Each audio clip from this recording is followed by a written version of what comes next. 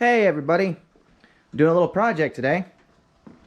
So as you know, the past couple years have been hard on the economy for a lot of us due to certain government decisions, and I'll just leave it at that. But a good friend of mine, whose name I'm leaving out as respect for his privacy, well, he's also been pretty hard up as of late, and he doesn't even have heat in his little house. No electricity, he does have running water, and that's about it. So what we're doing today is we're going to build ourselves a house furnace on an absolute shoestring budget. I got a huge piece of diamond plate that I traded, like a wood lathe that I got for free out of somebody's garbage. I'm using leftover garbage here, junk, but a big piece of diamond plate. And I got a shop vac somewhere back in the garage over there. It's got a blower feature on it. And what we're going to do is I'm going to make a 24-inch by 24-inch box, about 4 inches in height. I got some 4-inch stainless tubing from a factory I used to work at. And we're gonna make a square here, put some baffles down all through here. And what we'll end up doing is creating a little box that you set up over a campfire outdoors. Pipe runs through the box and then into the house and blows in hot air. So that way there's no smoke and no open flame in your house, you're just getting the heat. So we're gonna build that today and see how it turns out.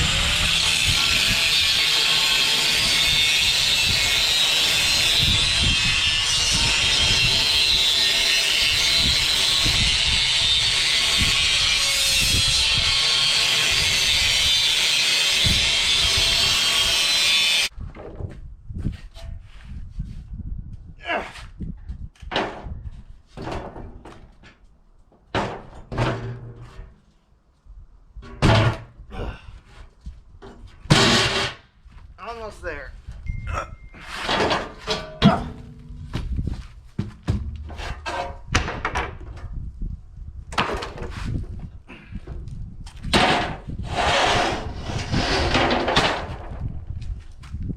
Now I'll split this guy down the middle.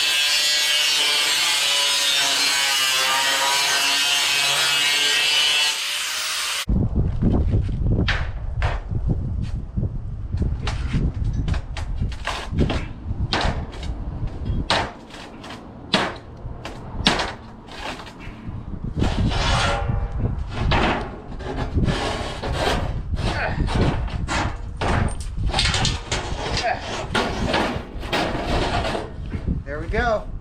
There's our two 24-inch squares. Now we'll start making the walls.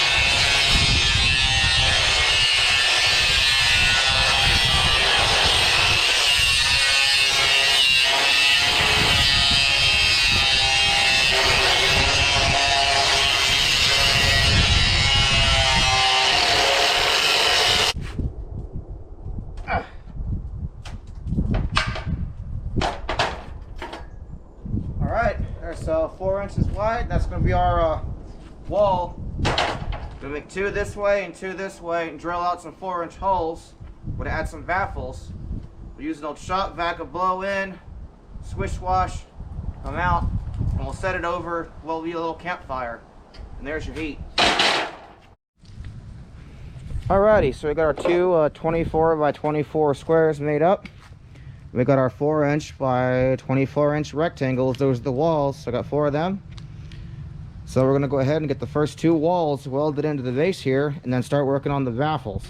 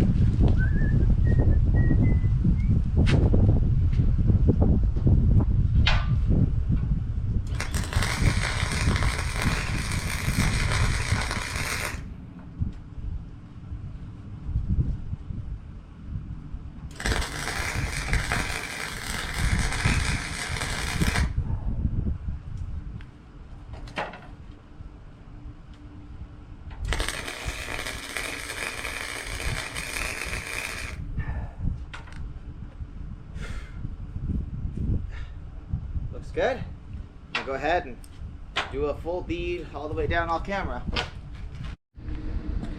Alrighty, we got the sidewalls put in. Got beautiful, clean, pristine welds running down both sides with my $3,000 commercial grade welder here. And the next step is I'm gonna make the baffles. So have a piece coming in this way, this way, this way, like that. So that way the air has to kind of, you know, fish back and forth. So it can stew in there for a minute and pick up some of that heat while the fire's going. Whatever your occupation, it's always good to ask around. Here's a little control box, like an electrical control panel box from a factory I used to work at, and it's 100% stainless. And it's gonna go and it's gonna be used as the baffles, because with all that heat, you know, thin sheet metal tends to rust. But I'm gonna use these stainless sheets instead. That way they'll last. But no matter what you do, always ask around, dig through the garbage, do whatever it takes, because it's amazing what you can get for free if you're just curious enough. Alright, so here's the setup. It's real basic stuff. Gonna have an intake pipe coming here. Air just kind of weasels its way around and comes out here, and that's gonna be the exhaust side that blows hot air into the house. So yeah, this is something you can make at home with a welder and scrap metal. Okay, so making the inlet pipe, again, more stuff I got for free. That's just 4-inch stainless. Taking my plates here, cut a little half moon, and I took the other side. That was a half moon, and just kind of wedged it in there, welded it in. It's real pretty, I know. Next step is to slide this guy in here, and then weld that in, get that all sealed up. We'll do the same thing to the opposite side with an outlet pipe. It's basically just a big chamber muffler that sits over a campfire. But we're making some good progress, and it's only really been a few hours. So real simple stuff, nothing too scientific here.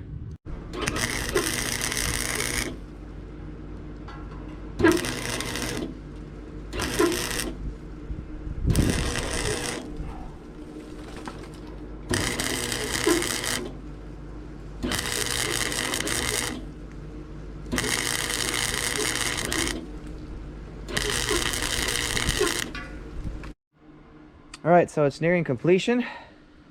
There is the inlet. There's the baffles, and here's the outlet that curves up.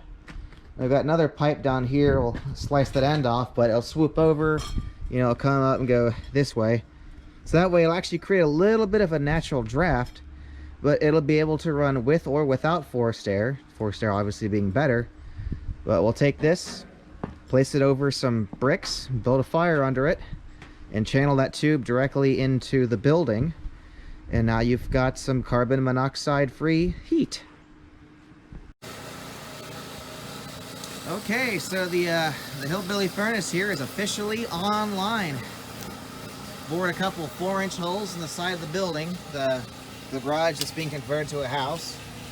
Got an inlet pipe and an outlet pipe in the box, and actually I guess you could say we're kiln drying the firewood that's on top so we can put it up down below because it's not seasoned yet. But we finally got the fire going, and we just made a little layer of cinder blocks all around everywhere to protect the house. Again, this is all stuff that I just kind of got for free, stuff people's throwing out. But we got a generator going over there now. He was using space heaters, which was putting a huge strain on the generator, and he was burning through a ton of gas. And I mean, South Carolina doesn't have the coldest of winters, but it gets to 30 degrees every night, and you got to run 2 space heaters. It's a generator, which is burning through $20 of gas every night. And you don't get out of hardship, and you got to spend that kind of money on gas. So I built this, and we got the little fan running right now, just a little AC fan and no space heaters, so the generator is not laboring anywhere as hard as it was. And what's coming out of the tube is actually pretty darn hot. And after about an hour of running, the building is actually starting to warm up.